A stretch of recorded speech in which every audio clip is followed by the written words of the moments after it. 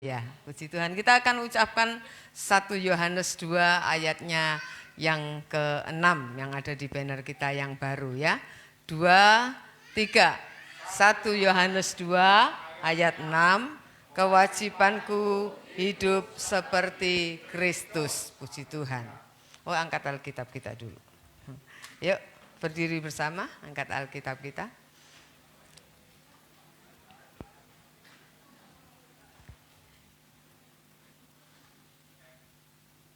Yuk, 2, 3.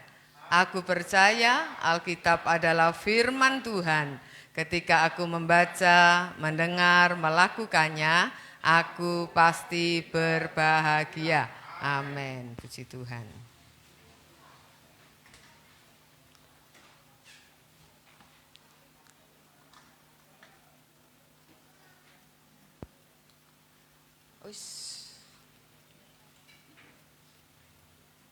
Ya. Kita akan buka Alkitab kita 1 Yohanes pasalnya yang kedua, ayatnya yang ke-6. Suratan 1 Yohanes pasal 2 ayatnya yang ke-6. 1 Yohanes 2 ayat yang ke-6. Barang siapa mengatakan bahwa ia ada di dalam Dia, ia wajib hidup sama seperti Kristus telah hidup. Nah, saudara, ayat ini berkata barang siapa mengatakan bahwa ia ada di dalam Dia, ia wajib hidup sama seperti Kristus telah hidup. Kita seringkali bahwa kita berkata kita anak-anak Tuhan, anak-anak Allah. Nah, kalau kita berani berkata demikian, berani berkata bahwa kita ada di dalam Dia, maka firman Allah katakan orang itu yang berani mengakui itu wajib hidup sama seperti Kristus telah hidup. Jadi dengan kata lain wajib hidup seperti Tuhan Yesus menjalankan hidupnya ketika di bumi ini. Ya, saudara. Nah, kita akan belajar, saudara, bagaimana kehidupan Tuhan Yesus saat di bumi. Sebetulnya ada 4, tapi saya ambil 3 saja. Ya, bagaimana kehidupan kita kan kalau mau mencontoh itu kan harus tahu, saudara. Ya, apa yang Tuhan Yesus kerjakan, kehidupan yang bagaimana yang Dia jalani, yang telah Dia lakukan. Ya, kita lihat yang pertama Filipi. Pasalnya yang kedua, ayatnya yang ke-6 dan ayat yang ke-7. Filipi pasal 2, ayat 6 dan ayatnya yang ke-7. Filipi 2 ayat 6 dan ke-7. Yang walaupun dalam rupa Allah, tidak menganggap kesetaraan dengan Allah itu sebagai milik yang harus dipertahankan, melainkan telah mengosongkan dirinya sendiri dan mengambil rupa seorang hamba dan menjadi sama dengan manusia. Nah, firman Allah katakan yang walaupun dalam rupa Allah tidak menganggap kesetaraan, kesejajarannya dengan Bapa itu sebagai milik yang harus dipertahankan. Dengan kata lain, meskipun Tuhan Yesus itu anak Allah, saudara, tetapi Dia tidak memakai haknya sebagai anak Allah ketika Dia hidup di bumi. Ya. Dia tidak memakai hak itu sebagai anak Allah, seluruh atributnya dilepas. Dikatakan Dia mengosongkan diri. Kita tahu di sorga Tuhan Yesus itu mewakili Bapa dalam memerintah jagat raya ini. Memerintah dunia ini. Ya. Bapa itu tidak kelihatan. Saudara kalau masuk surga, saudara tidak bisa lihat Bapa. Karena Bapa itu roh, tidak punya tubuh, saudara. Hanya Tuhan Yesus yang kita lihat. Roh Kudus juga roh. Jadi saudara yang kalau ke surga cuman ketemu Tuhan Yesus secara pribadi gitu ya. Pribadinya yang memiliki tubuh daging. Jadi kita melihat di surga Tuhan Yesus menjadi mandataris dari Bapa untuk melaksanakan pemerintahan atas jagat raya ini. Tapi dikatakan ketika dia menjadi manusia, saudara, Tuhan Yesus tidak turun ke dunia sebagai manusia yang sudah dewasa. Setuju kan ya? Kita memperingati Natal, ini kelahiran Tuhan Yesus di bumi ini. Dia menjadi manusia, menjadi bayi manusia. Hanya bedanya dengan saudara dan saya, rohnya itu roh Allah.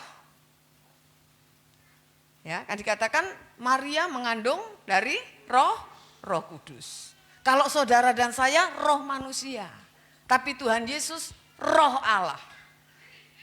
Manusianya sama, saudara. Dagingnya sama. Ya.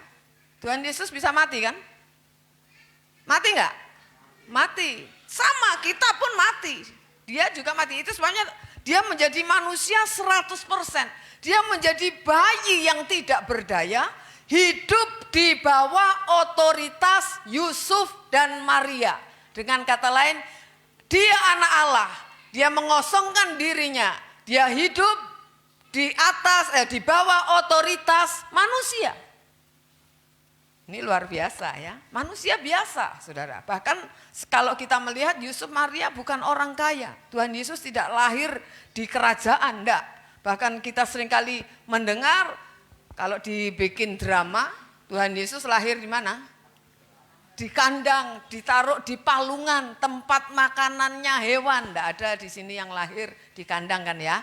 Enggak ada, saudara. Jadi kita melihat saudara, dia menunjukkan keadaan yang betul-betul mengosongkan diri. Ayat 7 berkata gini, melainkan telah mengosongkan dirinya sendiri dan mengambil rupa seorang hamba dan menjadi sama dengan manusia. Jadi saudara dan saya dengan Tuhan Yesus itu ketika dia ada di bumi sama. Kita tidak bisa bilang gini, oh iya dia kan Tuhan. Makanya dia tidak bisa jatuh dalam dosa. Oh enggak. Tuhan tidak dibuat kebal. Tuhan Yesus tidak dibuat kebal, saudara. Ya, dia dikatakan mengosongkan diri, mengambil rupa seorang hamba, seorang pelayan. Makanya Tuhan pernah berkata gini, kalau kamu mau jadi besar, kamu harus jadi pelayan. Gitu kan ya? Ya, saudara. Harus jadi pelayan, harus mau melayani. Jangan jadi bos, ya. Tapi harus menjadi pelayan. Dengan kata lain mau merendahkan diri. Nah, jadi kita pun harus belajar, saudara. Kita juga harus belajar untuk tidak memakai hak kita. Dia tidak memakai haknya sebagai anak Allah. Sebagai anak Allah dia tidak pakai sama sekali. Dia lepas semua. Maka saudara dan saya juga, kita harus belajar juga menyerahkan semua hak. Kita telah ditebus. Amin. Saudara sudah ditebus? Kok cuma sedikit yang bersuara? Saudara sudah yakin ditebus oleh darah Tuhan Yesus? Nah, itu bagus. Tetapi sekarang kita harus menyadari kata ditebus. Firman Allah katakan bahkan kamu itu loh dibayar lunas. Maka sebetulnya kepemilikan kita itu pindah, betul enggak? Ya toh? Kita tadinya dikuasai, dicengkeram oleh kuasa kegelapan, ditebus oleh darah Tuhan Yesus, diambil kembali supaya saudara bisa memiliki kodrat ilahi. Bisa ini loh, hidup seperti Kristus. Kalau enggak bisa, saudara. Ya. Itu sebabnya kita ditebus, dibayar lunas, di firman Allah katakan bukan dengan emas dan perak, bukan. Tapi dengan darah yang mahal. Saudara, jadi kita harus belajar menyerahkan semua hak. Orang Kristen yang dewasa harus sadar bahwa dia sudah tidak punya hak. Atas apapun yang dia miliki. Termasuk nyawanya. Firman Allah katakan gini, barang siapa takut kehilangan nyawa, akan kehilangan. Tapi barang siapa berani menyerahkan nyawanya, dia akan mendapat nyawa. Heran ya. Saudara, jadi kita melihat kita ditebus. Tapi kalau saudara merasa masih punya hak atas hidup saudara, kemudian saudara memakai hidupmu semaunya sendiri, ingat saudara.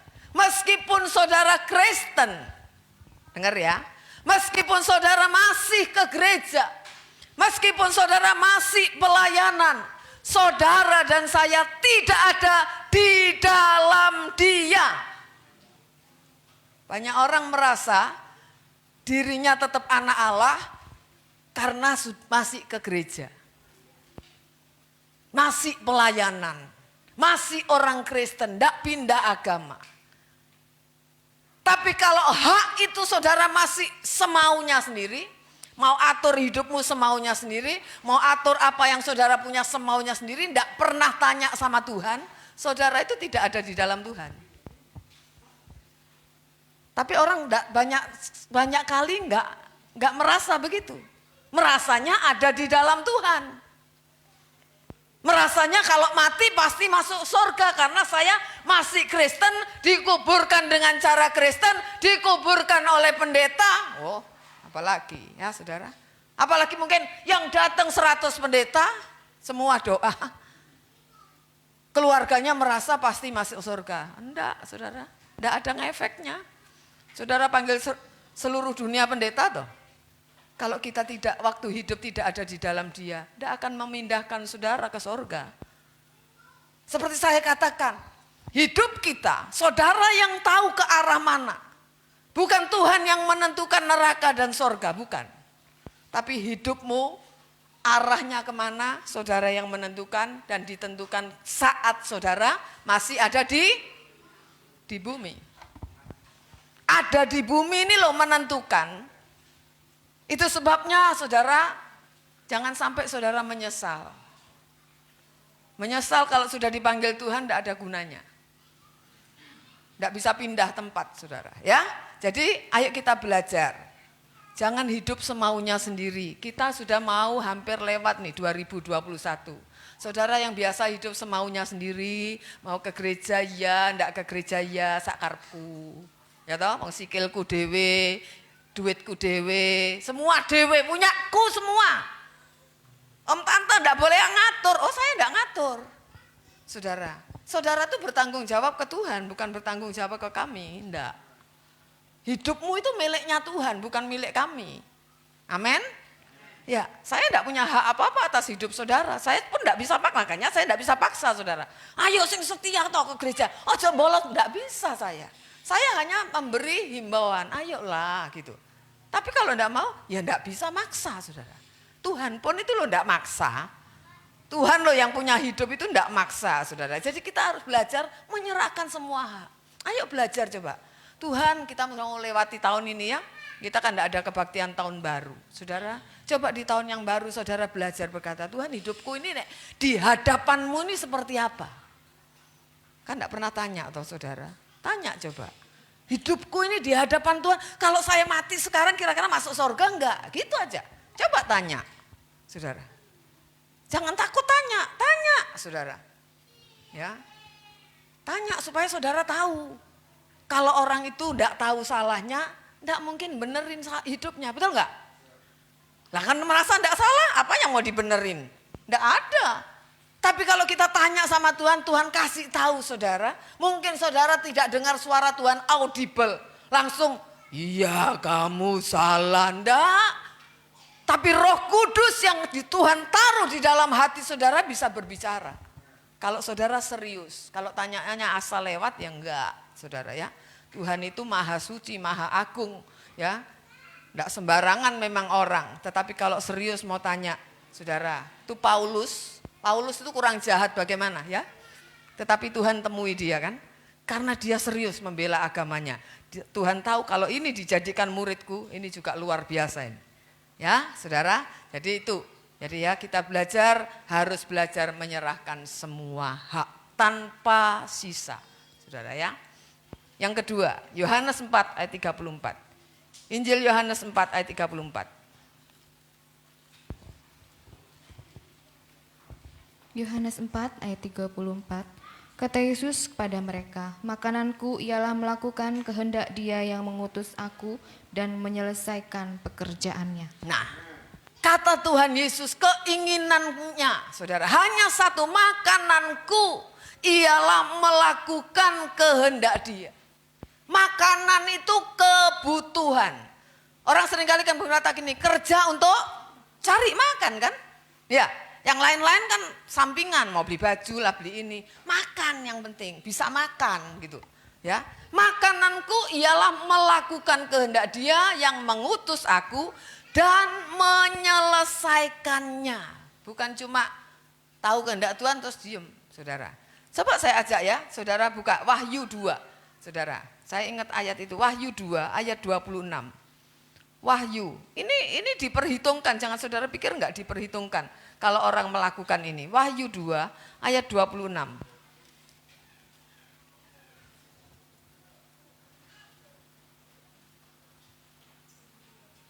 Wahyu 2 ayat 26, dan barang siapa menang dan melakukan pekerjaanku sampai kesudahannya, kepadanya akan kukaruniakan kuasa atas bangsa-bangsa.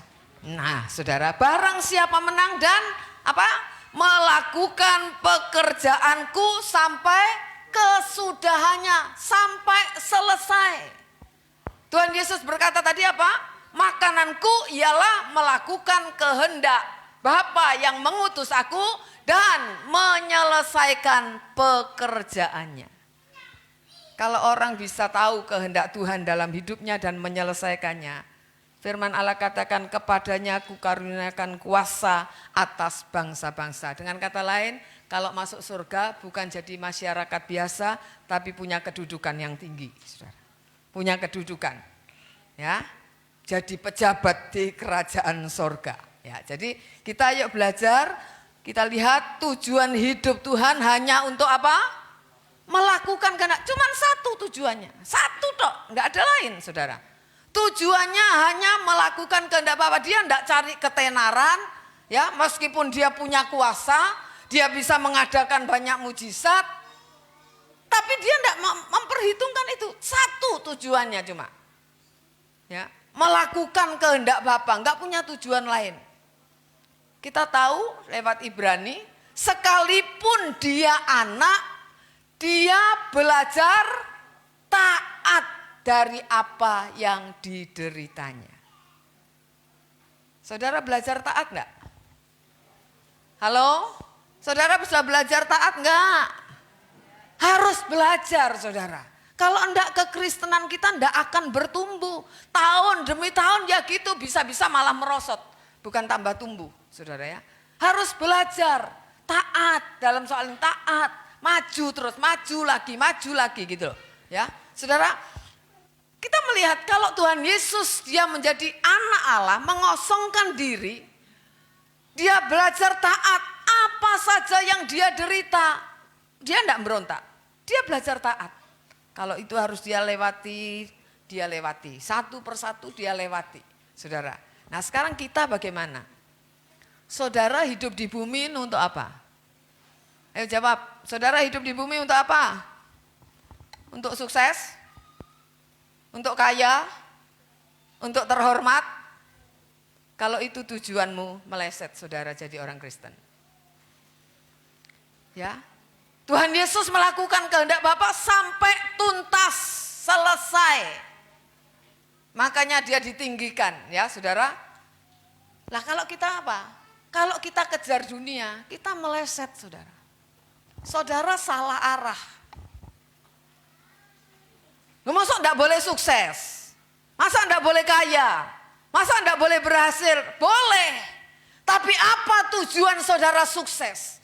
Apa tujuan saudara terhormat? Apa tujuan saudara kaya di bumi? Saudara, semua yang kita raih, saudara akan tinggalkan. Berulang-ulang saya katakan, kalau saudara mati dipanggil Tuhan, tidak bawa apa-apa selain baju.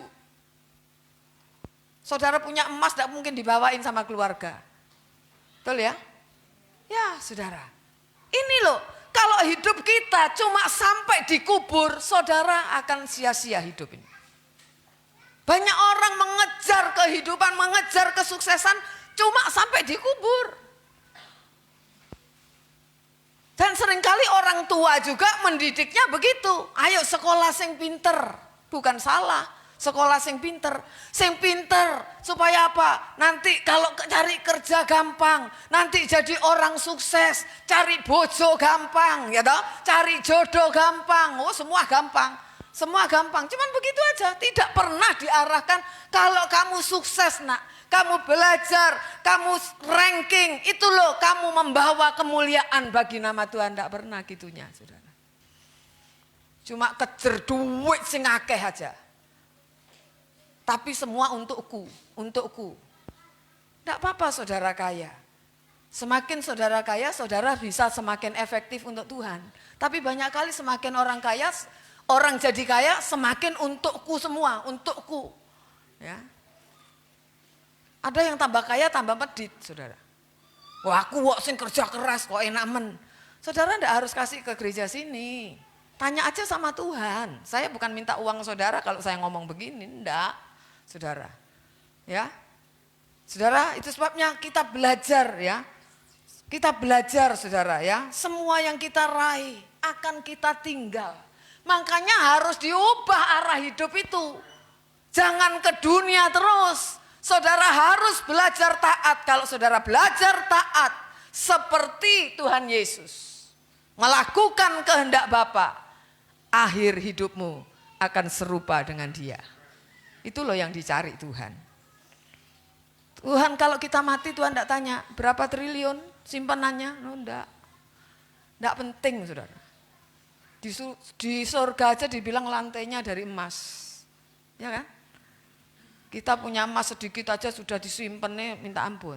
Itu loh lantainya. Nanti saudara kalau surga saudara injek itu emas. Tidak ada gunanya saudara.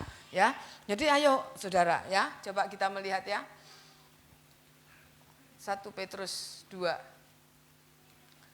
ayat 19 dan 21. 1 Petrus pasal 2. 1 Petrus 2 ayat 19 dan 21. Iya. Sebab adalah kasih karunia jika seorang karena sadar akan kehendak Allah menanggung penderitaan yang tidak harus ia tanggung. 21.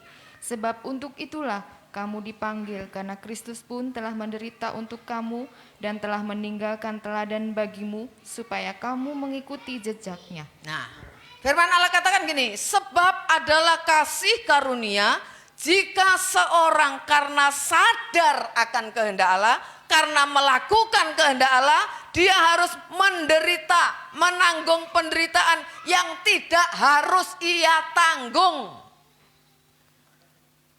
Saudara menderita, saudara ke gereja kan harus menyisihkan waktu.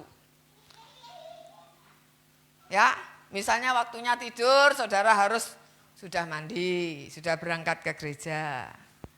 Saudara, banyak hal, saudara, banyak hal. Ya, saudara jadi orang Kristen disingkirkan misalnya, orang tidak terlalu suka. Saudara, tapi firman Allah katakan sebab untuk itu kamu dipanggil. Orang Kristen itu dipanggil memang untuk harus berani menderita. Kalau dulu diajar jadi Kristen enak, enak minta apa-apa sama Tuhan itu raja di atas segala raja, minta aja, kita ini anak raja. Kalau dulu kan gitu ya. Itu kalau Kristen kanak-kanak, enggak apa-apa. Kristen masih baru. Semua ini sudah Kristen lama kan? Saudara enggak boleh kanak-kanak terus. Harus dewasa, saudara. Jangan minta terus, tapi sekarang giliran kita yang menyenangkan Tuhan. Sama dengan anak-anak. Ketika anak-anak, apa-apa nuntut orang tua seperti orang tua yang utang sama anak-anak. Ma, temanku HP-nya baru, aku juga mau dong. Ini apa elek? Buang dibangun, saudara. Nuntut, saudara. Ya, tapi kalau sudah besar, sudah semakin dewasa, semakin ngerti. Mungkin bisa ngomong gini, Ma, ya HP-ku sudah error Ma. Aku punya berkat, gantiin dong Ma, beliin yang baru. Nggak banting lagi, nggak nuntut lagi. Ya toh? Sudah tambah besar, sudah kerja atau sudah berkeluarga, ganti gini. Ma, HP ini kok jadul toh Ma, tak ganti ya. Nah, kan gitu. Ganti anaknya yang beliin. Betul nggak? Apa minta terus? Mamanya sudah bungkuk. Gini, saudara saya minta HP sama mama, minta makan sama mama. Ya, sama Tuhan itu juga gitu, saudara. Semakin saudara dewasa, sekarang tanyanya kalau dulu, Tuhan aku minta kepengen punya rumah, pengen punya mobil, pengen punya ini, pengen punya jodoh, pengen apa, pengen kawin, pengen apa, sembarang lah pengen ya. Sudah tambah besar, sekarang tanyaannya lain, Tuhan apa yang saya harus buat untuk menyenangkan hatimu. Amin, amin. Saudara, kita mau ganti tahun, jangan cuma minta. Toh saya katakan sekali lagi, kalau urusan berkat, sudahlah. Saudara yang penting kerja keras, tanggung jawab, rajin, bisa dipercaya, hidupmu benar, pasti diberkati Tuhan. Tidak usah minta, saudara, pasti diberkati Tuhan. Ya, itu sekarang contoh aja lah. Kita punya anak, kalau ya, kalau ngerti sama orang tua loh ndak iman. Betul ya? Benar enggak ibu-ibu ini, bapak-bapak? Kalau anak itu lo nurut, omongin nurut, ya. Dikasih tahu apa nurut. Saudara itu lo ndak eman. Betul enggak? Ya, semua orang tua, saya juga sudah jadi orang tua. Pasti begitu, saudara ya. Jadi ayo ikuti jejaknya Tuhan. Jadi Kristen itu ndak enak, memang ndak enak. Saya kasih tahu ndak enak. Ini loh firman Tuhan yang katakan, sebab untuk itulah kamu dipanggil untuk apa? Menderita, saudara. Karena Kristus pun telah menderita untuk kamu. Saiki gantian. Kamu harus rela menderita bagiku. Supaya kamu serupa dengan aku meninggalkan teladan bagimu, teladan yang kutinggalkan bagimu, jalan salib. Jalan sempit, tidak ada ceritanya jalan lebar, tidak ada. Setuju? Ya, supaya kamu mengikuti jejaknya. Kalau saudara mau jadi Kristen yang hura-hura terus, ya saudara tidak ikut Tuhan sebetulnya meskipun masih Kristen. Gitu loh. Ya, firman Tuhan tadi kan katakan, kalau kamu di dalam Dia, kamu wajib hidup. Ini loh kewajiban. Kalau namanya wajib itu tidak boleh ditawar, saudara. Kecuali gini, kalau kamu ada di dalam Kristus, ya kalau mau, kalau tidak mau ya tidak apa-apa, terserah lu, lah itu lain. Ini ayatnya tidak bunyinya begitu, saudara ya. Jadi ikuti jejaknya. Jalan salib itu jalan penderitaan. Saudara lihat bagaimana Tuhan Yesus menapai jalan salib itu. Penderitaan, saudara. Ya, saudara. Yang ketiga sekarang, Ibrani pasal 5 ayat 7. Ibrani 5 ayat 7.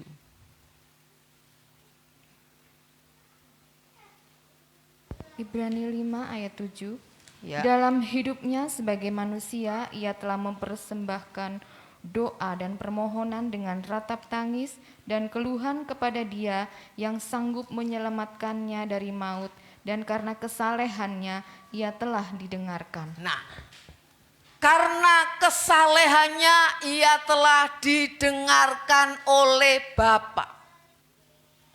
Tuhan Yesus memberikan teladan juga hidup dalam kekudusan. Karena kesalehannya dia dibangkitkan, saudara. Jadi kalau saudara mau bangkit, saudara harus hidup suci, tidak bisa ditawar itu. Ya, kalau orang mati, orang meninggal dunia, rohnya langsung terpisah. Satu ke Firdaus, satu ke tempat penyiksaan. Sementara, langsung terpisah, saudara. Jadi tidak ada yang bingung, tidak. Begitu orang panggil seret, rohnya langsung seret ke kiri atau ke kanan. Langsung terpisah. Kalau orang itu hidup ketika Yesus datang kembali, ya kan? Firman Allah katakan maka tubuhnya akan diubah dalam sekejap. Kemudian ngapain? Naik menyongsong Tuhan di awan-awan. Ketemunya enggak Tuhan enggak turun ke bumi lagi, enggak. Ketemu di angkasa. Tapi kalau yang naik di mana? Tinggal di bumi, dibakar bersama dunia ini. Jadi langsung ada pemisahan, makanya enggak ada. Jadi surga neraka itu urusannya sekarang. Mati langsung terpisah ke kanan ke kiri. Tempat yang nyaman, tempat penyiksaan. Langsung pisah. Ketika Tuhan Yesus datang, orang masih hidup langsung terpisah. Yang neraka ketinggalan, yang masuk surga naik. Nah, saudara, tidak ada kesempatan kan? Halo? Tidak ada kesempatan. Saudara bilang, oh Tuhan jangan, saya mau naik. Oh tidak ada. Tidak ada, naik pakai apa? Saudara, tidak ada. Makanya ayo toh, serius saudara. Sadari itu, hidup kita ini loh. Ya, sewaktu-waktu bisa dipanggil Tuhan kita ini. Tidak tahu tua, muda, kanak-kanak, masih di kandungan. Semua bisa dipanggil Tuhan. Amin. Jadi ayo saudara. Tuhan Yesus manusia 100%. Firman Allah katakan menjadi sama dengan manusia. Manusia 100% saudara. Jadi dengan kata lain dia punya tubuh daging seperti kita. Dia bisa lapar, bisa capek, bisa ngantuk. Ya toh saudara? Bisa kesakitan bukan waktu dicambuk dia. Enggak kerasa. Enggak. Saudara pernah lihat filmnya kan? Passion of the Christ ya. Pernah lihat? Nah, senyum-senyum? Enggak, saudara. Dia manusia, sama seperti kita. Lek ditempeleng sakit, saudara sama. Hanya dia tidak jatuh ke dalam dosa. Dia punya kemungkinan jatuh ke dalam dosa karena tubuhnya tubuh daging manusia. Ya, bukan setengah dewa, enggak. Dia tubuhnya daging manusia seperti kita. Tapi dia memilih tidak berbuat dosa. Nah, saudara ketika ada tawaran berbuat dosa, saudara milih yang mana? Itu aja. Kalau saudara berkata tidak, berarti saudara memilih jejaknya Tuhan. Saudara juga bisa tidak berbuat dosa loh. Halo? Benar? Ya enggak? Ya saudara, jadi ayo kita belajar. Ya, kalau Tuhan Yesus dibuat kebal terhadap dosa, tidak bisa jatuh dalam dosa, saudara tidak bisa meneladani. Tidak bisa jadi teladan kita. Iya Tuhan Yesus tidak mungkin jatuh dalam dosa, kebal, tidak mungkin. Kita bisa, ya tidak bisa neladani lah. Ya kan, sama seperti kita. Kalau ada anak raja, pakaiannya keren. Kita anak rakyat jelata, miskin lagi. Bisa neladani, ikut seperti dia? Tidak bisa saudara, karena beda kan gitu. Nah saudara coba kita lihat lagi yuk.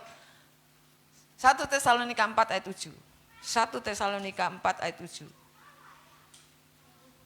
1 Tesalonika 4 ayat 7. Allah memanggil kita bukan untuk melakukan apa yang cemar, melainkan apa yang kudus. Amin. Saudara dipanggil untuk jadi umat pilihan.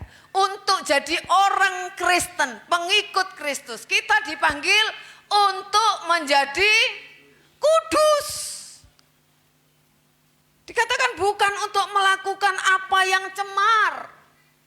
Melainkan apa yang kudus, saudara ya. Ingat itu. Ya, jadi yang suka melakukan hal-hal yang tidak baik, saudara bertobat. Harus berubah dalam segala hal. Bukan cuma di gereja ini urusannya, dalam bisnis, dalam apapun, dalam sekolah, ya, dalam berelasi dengan orang, segala sesuatu. Kita harus menjadi kudus, jadi benar. Ayo 1 Petrus 1 ayat 15. 1 Petrus pasal 1 ayat 15. 1 Petrus 1 ayat 15. Tetapi hendaklah kamu menjadi kudus di dalam seluruh hidupmu, sama seperti Dia yang kudus, yang telah memanggil kamu. Kudus kapan? Dalam hal apa? Mana yang harus kudus? Seluruh, saudara. Ya, seluruh. Termasuk mulut, termasuk telinga, termasuk pikiran, perasaan, tindakan. Semua. Ya, semua. Kita belajar, saudara. Kita belajar ya.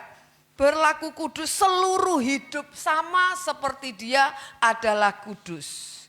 Jadi menjadi kudus, hidup suci, hidup benar, bukan hanya di gereja.